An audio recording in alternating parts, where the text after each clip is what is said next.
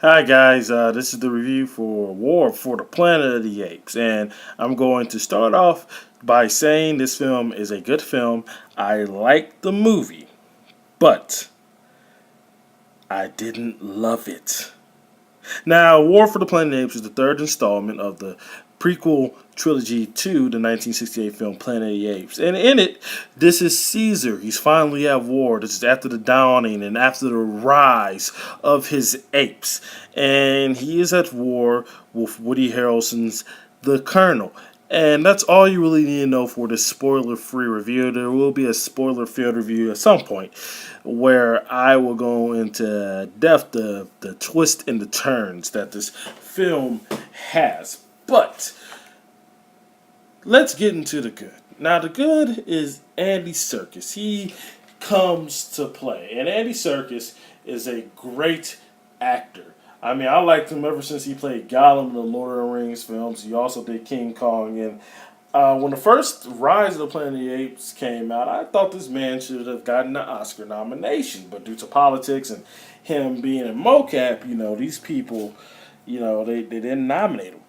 And I feel after watching this film, he should still be nominated for his work. This is really good work by Andy Serkis. You really feel the emotion, the weight. His words really have gravitas when Caesar speaks, and everybody, humans and ape alike, they take notice when they hear his powerful voice. And that's just great, excellent credit to the work that Andy Serkis put in to play Caesar, which is a commanding role. Another thing that I liked was, or loved, shall I say, was the opening of this film. This is one of the best openings to a film that I have seen in my lifetime. And I like the way everything was set up, and I like the certain shots, and I like certain moments of dialogue between characters in the opening of this film. And it really helped re-immerse you into this world, that you were accustomed to since Dawn. And Matt Reeves, kudos to him because he was really good with his direction. He was really good with the shot selection that he made for this film, and I will be very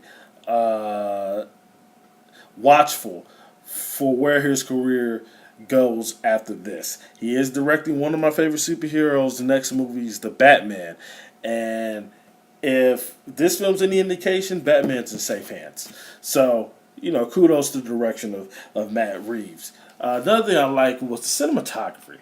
There was a rich feel to the film, the cinematography, the way the movie looked, and the way the shots were beautiful. There were beautiful shots in this film, and there was beautiful moments that was picked up in the camera, and I really appreciated that. And then my last positive that I have for this film is the CGI.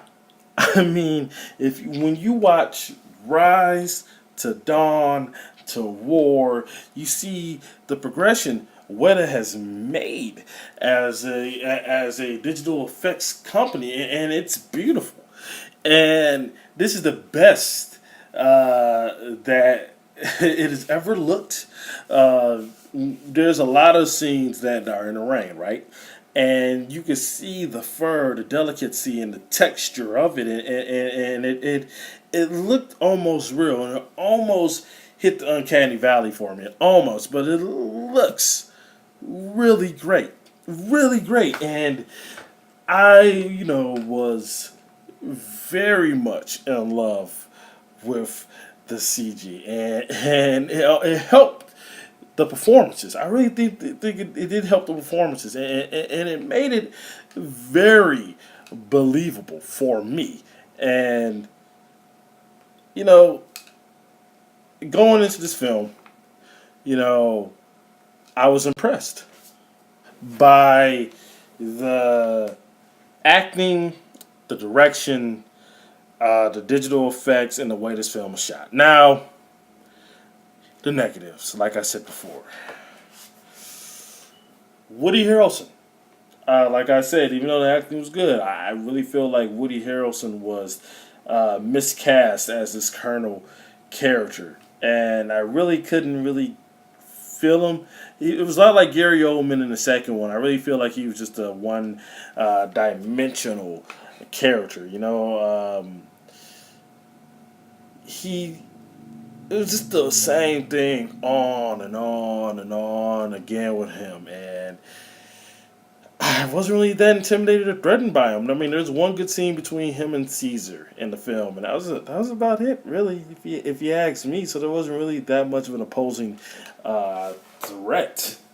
And it seems like that's a through line of all these movies, because I feel like all the villains of the film, except for Koba, who was an ape, who was well developed, all the villains of these prequels have been a little bit meh, you know?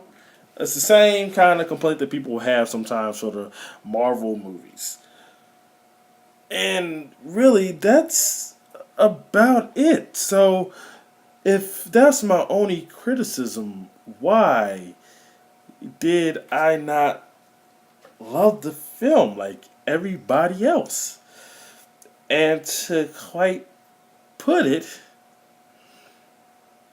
I just think that it could have been better. And you needed a weighty villain. And I really feel that great films always have the best villains. I mean, look back to The Dark Knight, look back to The Empire Strikes Back, and look back to the Lord of the Rings films. You have a good villain, you're going to have a great movie. And the villain here was just almost like a non presence. And I just didn't feel it. I mean, the movie is very entertaining, though, from beginning to end. And this will go down as one of the best film trilogies of all time. But as far as the villain goes, he was weak. So, guys, that's about it. I give this movie a matinee. You should definitely go see it. Thank you for your time. Peace.